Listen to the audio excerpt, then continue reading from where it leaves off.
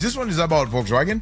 Volkswagen is under serious pressure right now. The company is dealing with weak China sales, strong Chinese competition, and the need to cut costs in Europe. Report continue to point that major restructuring discussions, including possible job cuts and factory cuts. Volkswagen is one of the biggest automakers in the world. You remember Volkswagen at some point used to be the biggest. But being big does not always mean being safe. Sometimes being big makes it harder to move quickly. My take is Volkswagen's problem is not just about one bad quarter. The deeper issue is speed. Chinese automakers are moving fast. They are building cheaper. They are adding technology quickly, and they are attacking markets where Volkswagen used to feel comfortable. Volkswagen has to become leaner and faster, but workers may end up paying the price. So this week automotive news gives you one big lesson. The car industry is changing faster than many brands expected. Kia shows us that recalls still matter, even on popular family SUVs. German brands show us that old reputation is not enough anymore. China shows us that even when the home market slows down, exports can become a weapon. The US government shows us that vehicles data is now part of national security. Nissan shows us that brand image matters. And Chery shows us that Chinese automakers are building global power. Ferrari shows us that luxury brands cannot forget emotion.